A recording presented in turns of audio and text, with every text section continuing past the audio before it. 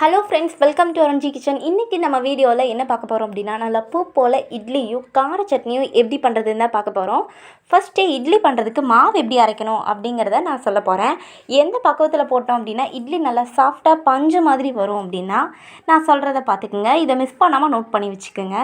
இப்போது நான் சின்ன உலக்கு ஒரு உலக்கு எடுத்திருக்கேன்.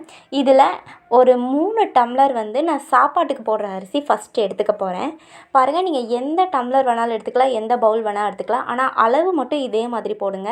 கரெக்டாக 3 டம்ளர் அளவுக்கு சாப்பாட்டு அரிசி எடுத்தாச்சு. இப்போது இட்லி அரிசி எடுத்துக்க போகிறேன்.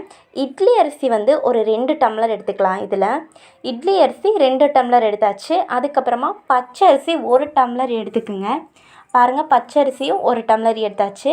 அதுக்கப்புறம் உளுந்து தனி பவுலில் போட்டுருங்க. ஒரு டம்ளர் அளவுக்கு உளுந்து எடுத்துக்குங்க. பாருங்கள், உளுந்து சேர்த்தாச்சு. இப்போது இது கூட ஒரு ஸ்பூன் அளவுக்கு வெந்தயம் சேர்த்துக்கலாம். பாருங்கள், வெந்தயமும் சேர்த்தாச்சு. இப்போ இதை நல்லா ஊற வச்சிடணும். நல்லா தண்ணி ஊற்றி, இதில் நிறைய தண்ணி ஊற்றிடுங்க. நிறைய தண்ணி ஊற்றி நல்லா ஒரு 3 மணி நேரம் ஊற வச்சுருங்க. நல்லா ஊற வச்சு எடுத்ததுக்கப்புறமா இதை நல்லா கழுவி எடுத்துக்கலாம். ஃபஸ்ட்டு நம்ம உளுந்து அரைச்சி எடுத்துக்கலாம். உளுந்து அரைக்கிற பக்குவம் எப்படி அப்படின்னா, உளுந்து நல்லா அரையணும். அதாவது பஞ்சு மாதிரி அரைச்சி வரணுங்க.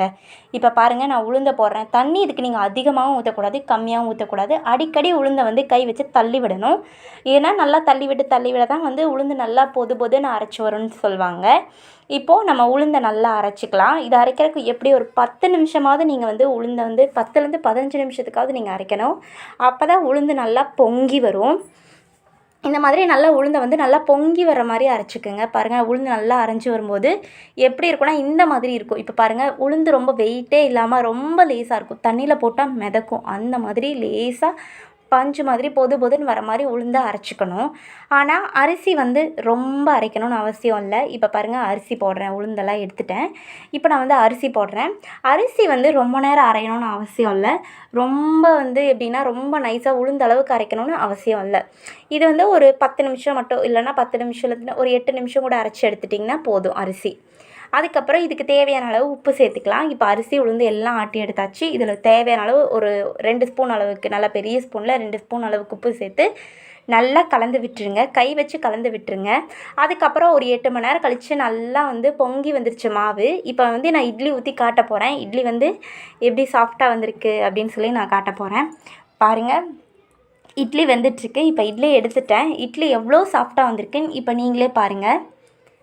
இட்லி நல்லா சாஃப்டாக பஞ்சு மாதிரி வந்திருக்குங்க. இந்த மாதிரி இட்லி வேணும் அப்படின்னா நீங்கள் கரெக்டாக இந்த அளவுக்கு நீங்கள் மாவு அரைக்கிறதுக்கு அரிசியெல்லாம் சேர்த்திங்க அப்படின்னா, இதே அளவு உளுந்து அரிசி எல்லாம் போட்டிங்கன்னா இந்த மாதிரி நல்லா சாஃப்டான ஒரு இட்லி நமக்கு கிடச்சிரும். இப்போது இட்லி ரெடி ஆகிடுச்சு.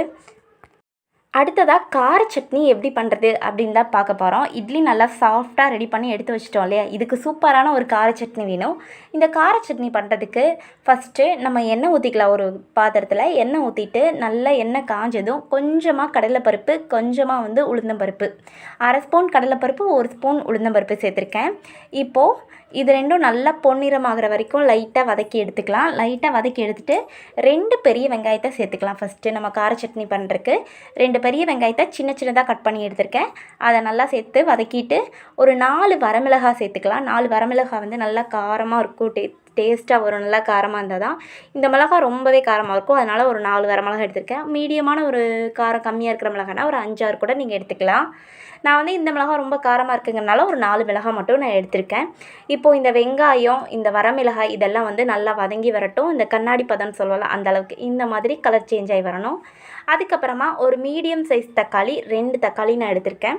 அதையும் சேர்த்து இதில் நல்லா வதக்கி விட்டுறலாம். இந்த தக்காளி நல்லா சுருண்டு வதங்குற அளவுக்கு நல்லா வதக்கி விட்டுருங்க. அந்த பச்சை ஸ்மெல்லாம் தக்காளியோட போய் வரணும், அந்த அளவுக்கு நம்ம வதக்கணும். ஸோ நல்லா வதக்கி விட்டுருங்க.